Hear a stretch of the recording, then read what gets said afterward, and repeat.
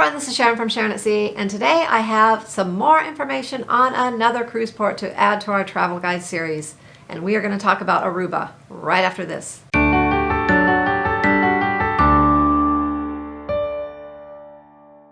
So before we get started, if you like information on cruise ports or cruise tips, cruise vlogs, cruise reviews, anything about cruising, you have come to the right place. So before you click out of this video, please subscribe to the channel so you'll get notified when we post new content. Now let's get back to Aruba. Let's start with a little information about Aruba, and then we'll get into some fun things to do around Aruba, some excursions and things like that. And we will not leave out the beaches and shopping. We will include those as well. So let's get started with a few fun facts about Aruba. Did you know Aruba is about 20 miles long? That's right, and it also has two sides. It has a tropical side and a desert side, so to speak. Most of it is kind of more deserty. It is dry. You'll find, desert type landscape and cactuses, and it's very odd, but most of Aruba is dry and it is like a desert. It is also quite windy pretty much all year round, especially on the desert side. The capital of Aruba is Sharonatsea. They also speak 4 languages in Aruba. Papiamento is the language, I guess, of Aruba, the official language. They also speak Dutch, Spanish, and you will definitely find English there as well. Their form of currency is the florin, although they do accept US dollars, so there is no need to go get any other money than your US dollars when visiting Aruba. And their taxis are government regulated, so they have a flat fee. So do a little research and you can find out ahead of time of what you're expected to pay depending on where you're going, so there won't be any surprises when you arrive. And my last little fact about Aruba is bring some single dollar bills with you. That's right, if you need to use the bathroom there, there's a good chance you may need a single dollar bill to get into a restroom. A lot of the restaurants there will charge you to use their restroom, even if you're eating there. So make sure you have your singles. Okay, now let's talk about some fun things to do in Aruba. Now, usually when we go to a new port, we like to do something kind of fun and adventurous. Although with Aruba, I would highly suggest, if it's your first time there, to do some type of island tour. Even if it's maybe a shorter one and then you go do something a little more fun and adventurous after, that's fine too. But with it there being 2 sides of the island, it's really cool to see how part of it is tropical and the other main part of it is desert. We found that really fascinating when we were there several years ago for the first time. You can do this a couple ways. You can take an outside excursion or you can take one through the cruise line, whatever you feel more comfortable with. But I would highly suggest some type of island tour your first time in Aruba. Now the tour we took, it was about 16 years ago, and it was on the Cuckoo Kanuku bus. It was a lot of fun. It was actually a full day island tour back then. I think we were gone for like 7 or 8 hours. I mean, we saw everything. It was amazing. We did take that same tour a couple of years ago to take our son because we thought he may enjoy it because it is kind of interactive and a lot of fun. And I noticed that the tour was, I think, only about 4 hours, and it was cut down, and they did not show you quite as many things. Although you did get a good feeling for both sides of the island. They did take you to both sides. So I would highly suggest that tour. It is a lot of fun. It is through the cruise line. But, they give you maracas to kind of shake and have fun with while you're listening to the music, and it's just a really fun excursion. And I will link that along with some other tour companies that provide island tours around Aruba that we would recommend in the description box below. Now, if you want to see a lot of different things and really explore for the day, head over to ARIKOK National Park. There is a lot to do there. You can either take an excursion there or you can rent a car and drive over there on your own. I will say, if you take an excursion, the entrance fee is probably included, but I would check with the excursion company as well and just make sure. You don't want to have any hidden costs. And if you head over there yourself, head into the visitor center when you arrive, and they will, it's I think $11 right now to get in, and 17 and under are free. And they will give you a wristband, and you can just head in there for the day and see all kinds of things.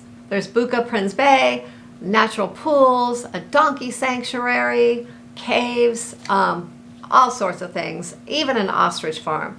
And this makes for a really fun day for the family and inexpensive as well. Now, if you do plan to head over there, make sure you are in port for at least about 7 hours, I would say, because you do have to allow for, if you're going on your own, 2 to 2.5 hours as far as renting a car, getting over there, driving time there and back. So just keep that in mind so you don't miss your ship. And if you have an excursion, of course, they'll keep track of that time for you and get you back safely. But I highly suggest you do this if you like to explore a lot of different things. It's a lot of fun and you will see a lot. And here's one of my favorites to do in Aruba, and that is take a Jeep or an ATV tour. And it's usually always on the deserty side of the island, or I don't know if deserty is actually a word, but you know what I mean. Anyways, it's just a lot of fun going up and down the hills all over the place. It's amazing. Now, I would suggest that you bring like a scarf or a bandana with you to kind of cover your face if you're going to be riding ATVs or Jeeps, because it is quite windy there and you will get a lot of dirt blown on you. So just keep that in mind. And a couple great excursion companies to book this through is De Palm Tours and ABC Tours. And I will link them in the description box below. Another fun thing to do is horseback riding.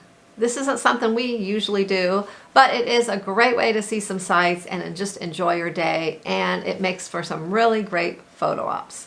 Aruba has some beautiful waters, and heading out on a boat for the day is a great way to have a good time in Aruba. Sure, you won't see all of the island, but if you are into water sports, Aruba is a great place to check out the snorkeling. A catamaran sail and snorkel is another great way to get out in the water and do some snorkeling. Most of those excursions usually include lunch, and a lot of them have an open bar after the snorkeling's all finished. So that's great. Then the party can begin, and usually it's a lot of fun heading back to your port after your excursion. And if you're not a big snorkeler, hey, just hang out on the boat, relax, catch some sun, and enjoy that open bar. A lot of people talk about flamingos around Aruba. There is a beach in Aruba that has a lot of flamingos. It's referred to as Flamingo Beach, and that is owned by Renaissance Hotel. So if you are staying on the island, not through a cruise ship, and you book your hotel there, or you book your stay there at the hotel, you can hang out on the beach all the time with flamingos. If not, if you want to just visit them, if the hotel is not booked up, they will sell day passes. So that's another option, is to head over there with a day pass and just spend the day with the flamingos on the beach. Now let's talk a little bit about beaches. I know there's some of you out there that like to head off the ship and find the best beach and just go lay there and bask in the sun and do absolutely nothing.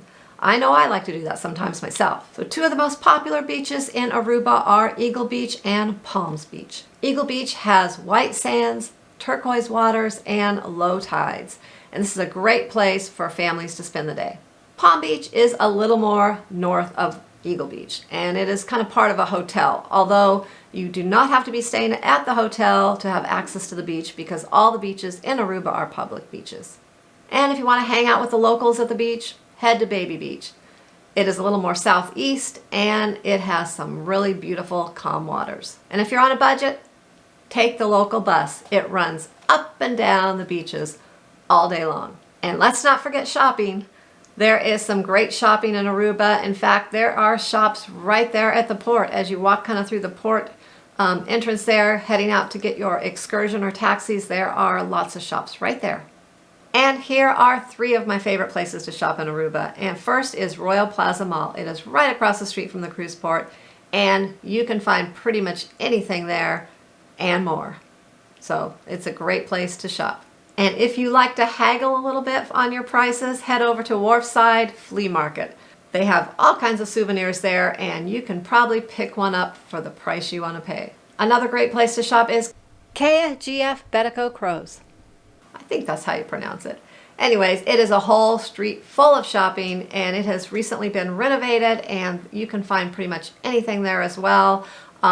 They have a little tram car now that takes you from the cruise port to over there, back and forth, so that is another great option for shopping. So with all these locations to shop in Aruba, I don't think you're going to leave Aruba empty-handed.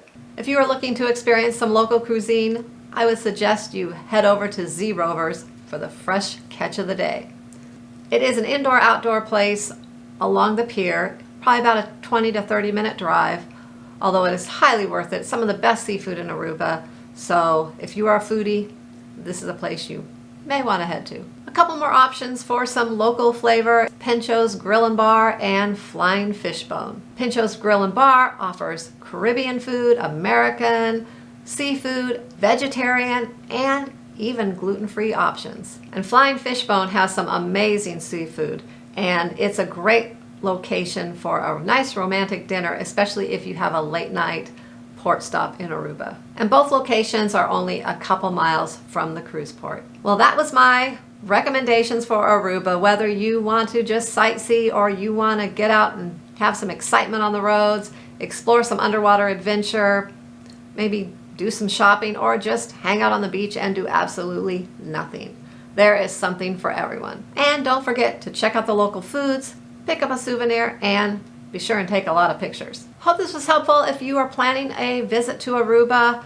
These are just some of the fun things that we have experienced in the past.